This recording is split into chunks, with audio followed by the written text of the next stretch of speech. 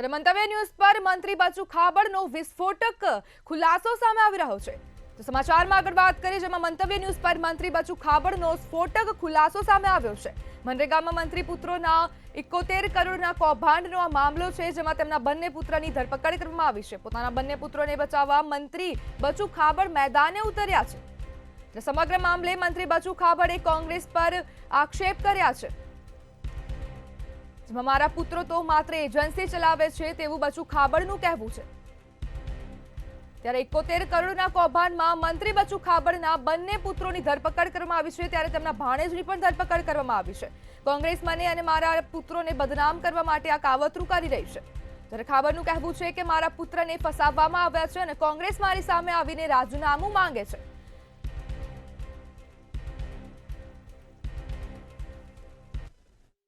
દાહોદ જિલ્લાની અંદર મનરેગા કૌભાંડ બહુ ચર્ચિત બન્યું છે। ત્યારે 71 કરોડની જે મનરેગા કૌભાંડની ગેરરીતિ આચરવામાં આવી છે, એ ગેરરીતિ આચરવાને લઈને હાલમાં જે મંત્રી પુત્ર છે, જે રાજ્ય કક્ષાના મંત્રી છે બચુભાઈ ખાબડ, તેમના બંને પુત્રનું નામ એમાં આવ્યું છે અને એ બંને એજન્સીઓને કારણે તેઓની હાલ ધરપકડ કરવામાં આવી છે।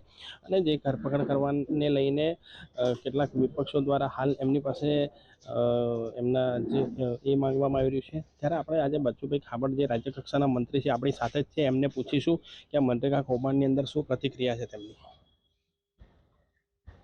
જે આ લાંબા સમયથી મારા દેવગઢ બારિયાના ધાનપુર અને બારિયા તાલુકાની અંદર આક્ષેપો અનેક પ્રકારેથી હું મીડિયા અને ટીવી પેપરના માધ્યમથી જોઈ રહ્યો છું અને એના માટેની સરકારે પણ ધ્યાનમાં લીધું છે અને સરકારે સૂચના આપીને એના પર આક્ષેપ હતા, એ આક્ષેપની એફઆઈઆર પણ ફાળવવામાં આવેલી છે।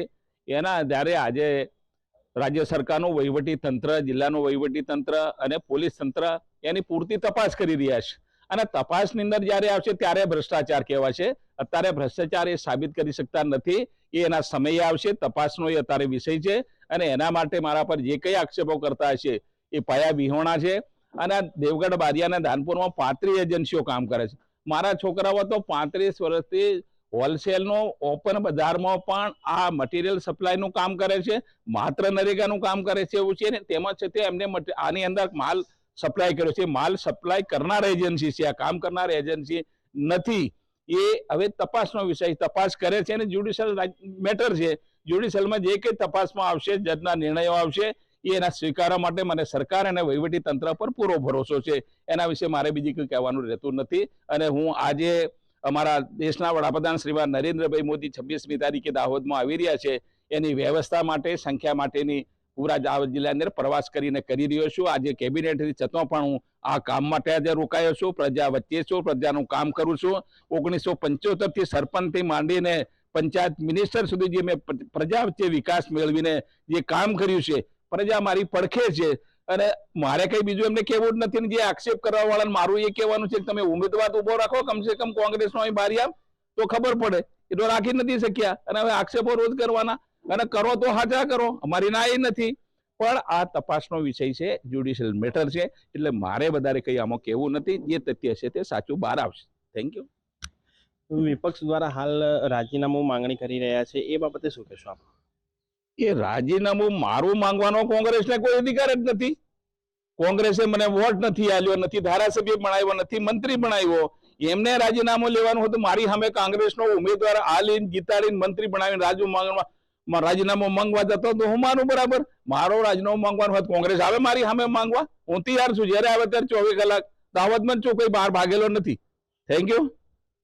આ હતા આપણી જોડે રાજ્ય કક્ષાના મંત્રી બચુભાઈ ખાબડ, કે જેવા બંને પુત્ર બળવંત અને કિરણનું નામ એજન્સીમાં આવેલું છે અને એ એજન્સીની અંદર જે એમના બંને પુત્રના નામ આવ્યા છે, એ બંને પુત્રની ધરપકડ કરવામાં આવી છે। ત્યારે તેઓએ આ જે મંતવ્ય ન્યૂઝ સાથે આપણી સાથે વાત કરી છે। રાહુલ મહેતા, મંતવ્ય ન્યૂઝ, દેવગઢ બારિયા।